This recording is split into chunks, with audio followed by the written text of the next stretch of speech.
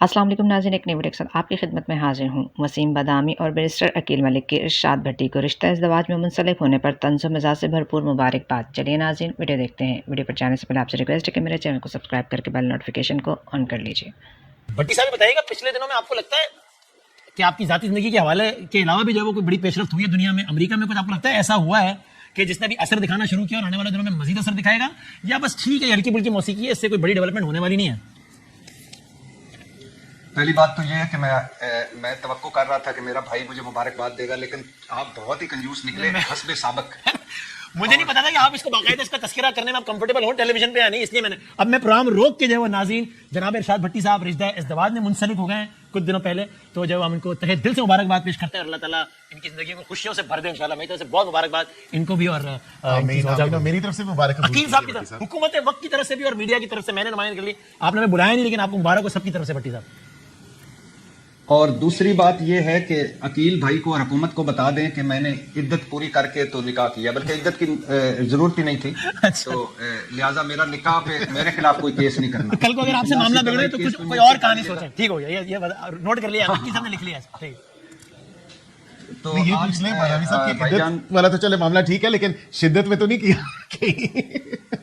यार अब ये तो आप ही शिद्दत। हाँ अच्छा, मैं और अकील भाई एक प्रोग्राम में थे, वहाँ हाफिज अब्दुल्ला साहब थे, तो उनका मैं दोहरा देता हूँ। वो कहते हैं कि शिद्दत में निकाह मुस्लिम लीग और पीपल्स पार्टी ने किया है, मतलब निकाह बिल जबर उन्होंने कहा, जो पीपल्स पार्टी और मुस्लिम लीग का हुआ है। अच्छा, निकाह बिल, हाँ, तो वो शिद्दत का निकाह पीपल्स पार्टी और मुस्लिम लीग का है। मैंने जो शिद्दत मोहब्बत में शिद्दत वाला निकाह तो इधर है। खैर भाई मैं यहाँ पे निदा यासिर नहीं बैठे हुए, मैं मॉर्निंग शो नहीं हो रहा, मेरा ख्याल है थोड़ी इस पे बात करें रिचर्ड ग्रेनल पे, क्या ख्याल है भट्टी साहब? अगर भाई जी फरमाइए सर।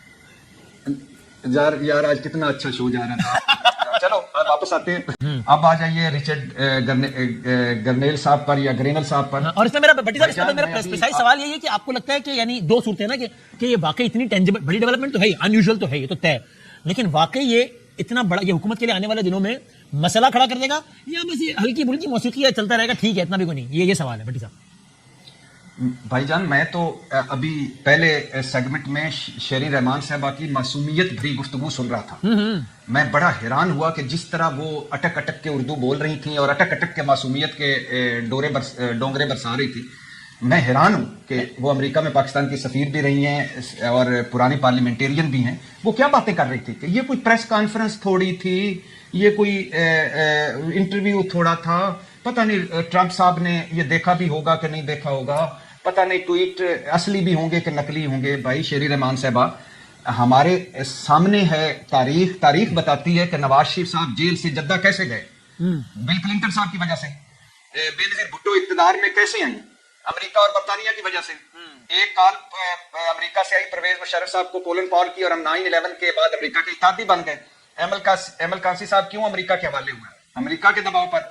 कातिल रेमंड डेविस जो था, दो बंदों का कातिल, उस वक्त शेरी रहमान साहबा की मरकज में हुकूमत थी, अकील साहब की पंजाब में हुकूमत थी, और उस वक्त की एस्टेब्लिशमेंट, ये तीनों पहली मर्तबा एक पेज पर आए, और वो था उस अदालत में तीनों के नुमाइंदे बैठे हुए थे, और तीनों ने उसे सफारत कार्ड डिक्लेयर करके हेलीकॉप्टर में बिठाकर काबुल भिजवाया था। वो किसका दबाव था? अमेरिका का। आपको अमेरिका सिर्फ IMF को इतना ही कह दे कि जरा एक कदम पीछे हट जाएं तो वो यही आप अफोर्ड कर सकते हैं। आपके ख्याल में ऐसा होने का, और आपके ख्याल में ऐसा होने का दूसरी बात इम्कान है? नहीं, उसी पे आ रहा हूं। दूसरी बात ये है कि रिचर्ड गर्नेल साहब या ग्रेनल साहब कौन है? ट्रंप के करीबी साथी हैं, खसूसी मिशनों के खसूसी मामले हैं, और इससे पहले अमेरिका, बरतानिया, यूरोप, अक़वाम मुत्तहिदा का वर्किंग ग्रुप, अमेरिकी कांग्रेस की करारदादें, जो बाइडन को खत, ये सारी जमीन हमवार हो चुकी है। मुझे अब अचंभा होगा कि अगर अमेरिका का दबाव नहीं पड़ेगा, मुझे अचंभा होगा कि अगर हुकूमत को ये बात हुकूमत ने ना मानी, और मुझे अचंभा होगा कि अगर अमेरिका ने इमरान खान को ना रिहा करवाया। कल तक ये मजाक लगता था, लेकिन आज मजाक नहीं है, बड़ी संजीदा बात हो गई है, और ये जूं ट्रंप साहब की तकरीब हलफ बर्दारी करीब आती जा रही है, ये चीजें और संजीदा होंगी। और ट्रंप साहब गैर रवायती सियासतदान है, गैर रवायती सदर हैं, वो कुछ भी कर सकते हैं। अब तो मुझे ये, अब देखिए अकील साहब, मामला ना आज के मुकाबले में और 25 दिनों पहले के मुकाबले में बड़ा मुख्तलिफ तो है।